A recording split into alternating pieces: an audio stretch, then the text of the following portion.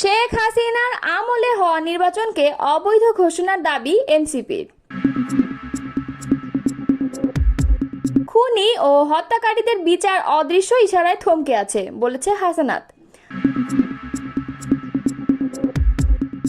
গণ অভ্যুত্থান সহ জাতীয় আন্দোলনের অনুপ্রেরণা ছিল কাজী নজরুল বলেছেন রিজভী।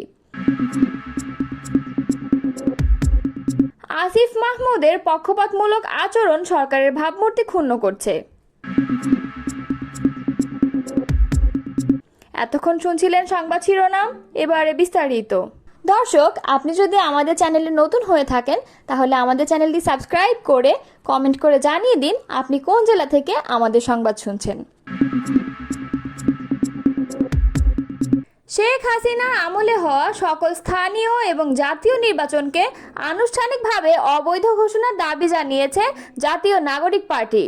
শনিবার রাতে প্রধান উপদেষ্টা মোহাম্মদ ইউনূসের সঙ্গে বৈঠক শেষে রাষ্ট্রীয় অতিথি ভবন যমুনার সামনে সাংবাদিকদের কথা বলে এনসিপির আহ্বায়ক নাহিদ ইসলাম।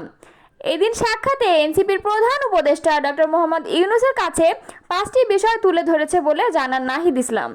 তিনি বলেন, প্রধান উপদেষ্টার সঙ্গে বৈঠকে সমসাময়িক বিষয়গুলো নিয়ে আলোচনা হয়েছে।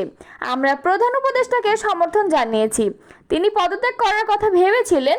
আমরা তাকে অনুরোধ করেছি তিনি যেন তার প্রতিশ্রুত কাজগুলো বাস্তবায়ন করার পর ভিন্ন কোনো সিদ্ধান্ত নেওয়ার চিন্তা করেন। নাহিদ ইসলাম বলেন, আমরা বিচার, জুলাই ঘোষণাপত্র জারি, সংস্কার, গণপরিষদ নির্বাচন এবং আহত ও শহীদ পরিবারগুলোতে পুনর্বাসনের আহ্বান জানিয়েছি। এজন্য আমরা সমন্বিত পরিকল্পনা বা রোডম্যাপ চেয়েছি। তিনি বলেন, শহীদ ও আহতদের পরিবারগুলোকে পুনর্বাসনের প্রক্রিয়া ধীরগতিতে চলছে। তাদেরকে যে সঞ্চয়পত্র এবং ভাতা দেওয়ার প্রতিশ্রুতি ছিল তা এখনও দেওয়া হয়নি। এই কাজটি দ্রুত নিশ্চিত করার দাবি জানিয়েছি। তিনি আরও বলেন, আমরা ফ্যাসিস্ট সরকারের আমলে হওয়া সকল নির্বাচনকে অবৈধ ঘোষণা করার দাবি জানিয়েছি, কারণ এসব নির্বাচন আদালতে এনে বিশৃঙ্খলা সৃষ্টি করা হচ্ছে। নির্বাচনগুলো অবৈধ ঘোষণা হলে এ সংকট আর হবে না। নির্বাচন কমিশন প্রসঙ্গে তিনি বলেন, নির্বাচন কমিশনে আমাদের আস্থা নেই। আমরা নির্বাচন কমিশন পুনর্গঠন করে দ্রুত স্থানীয় নির্বাচন আয়োজনের মাধ্যমে নাগরিক সেবা নিশ্চিত করার দাবি জানিয়েছি। এর আগে রাত 9:30টার দিকে প্রধান উপদেষ্টার সঙ্গে তার সরকারি বাসভবন যমুনায় বৈঠকে বসেন জাতীয় নাগরিক পার্টির আহ্বায়ক মোহাম্মদ নাহিদ ইসলামের নেতৃত্বে 4 সদস্যের প্রতিনিধি দল। এনসিপির প্রতিনিধি দলে আরও ছিলেন দলটির মুখ্য সংগঠক হাসনাত আবদুল্লাহ, সিনিয়র যুগ্ম আহ্বায়ক আরিফুল ইসলাম আদিব এবং সিনিয়র যুগ্ম সদস্য সচিব তাসনিম জারা। খুনি ও হত্যাকারীদের বিচার অদৃশ্য ইশারায় থমকে আছে বলে মন্তব্য করেছেন জাতীয় নাগরিক পার্টির দক্ষিণাঞ্চলের মুখ্য সংগঠক হাসনাত আবদুল্লাহ।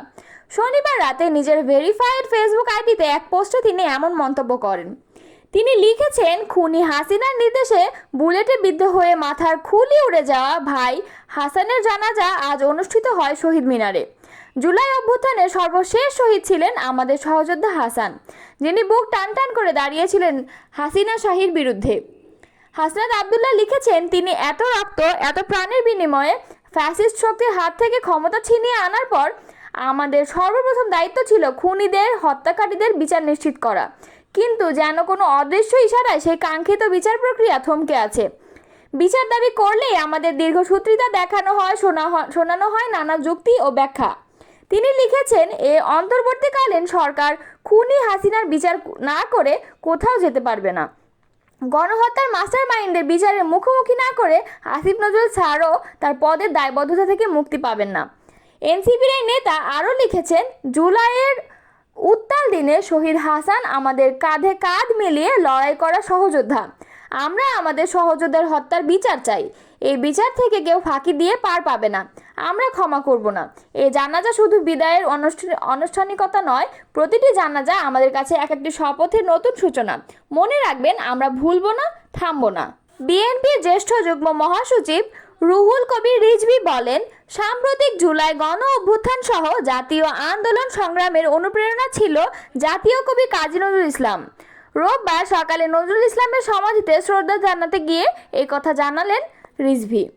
চলমান রাজনৈতিক সংকট ঘনীভূত করতে অনেক উপদেষ্টা কাজ করে যাচ্ছেন অভিযোগ করে রিজভী বলেন, উপদেষ্টারা তাদের দায়িত্ব বাদ দিয়ে অন্য কোনো এজেন্ডা বাস্তবায়ন করার চেষ্টা করলে জনগণ তা মেনে নেবে না। এদিকে কাজী নজরুল ইসলামের 126তম জন্মবার্ষিকী উপলক্ষে আজ সকাল থেকে ঢাকা বিশ্ববিদ্যালয় প্রাঙ্গণ কবির সমাধিস্থলে ফুল হাতে ভিড় করেন ভক্ত অনুরাগী সাংস্কৃতিক সংগঠন ও রাজনৈতিক দলের নেতারা। সারা দেশে নানা আয়োজনের মধ্য দিয়ে উদযাপিত হচ্ছে নজরুল জয়ন্তী। রাজধানীর আগারগাঁও থানার 28 নং ওয়ার্ডে বিএনপির সাধারণ সম্পাদক রেজা সেলিম ও ইউনিট সহসভাপতি হাবিবুর রহমান পান্নার বিরুদ্ধে টেন্ডার অংশগ্রহণে বাধা দেওয়ার অভিযোগ উঠেছে। প্রধান উপদেষ্টা ডক্টর মোহাম্মদ ইউনূসের সঙ্গে শনিবার বিএনপির প্রতিনিধি দলের বৈঠক হয়। বৈঠক শেষে লিখিত বার্তা দেওয়া হয় প্রধান উপদেষ্টাকে। এতে বিএনপি জানায়, স্থানীয় সরকার উপদেষ্টা আসিফ মাহমুদের পক্ষপাতমূলক আচরণ সরকারের ভাবমূর্তিকে ক্ষুণ্ণ করেছে।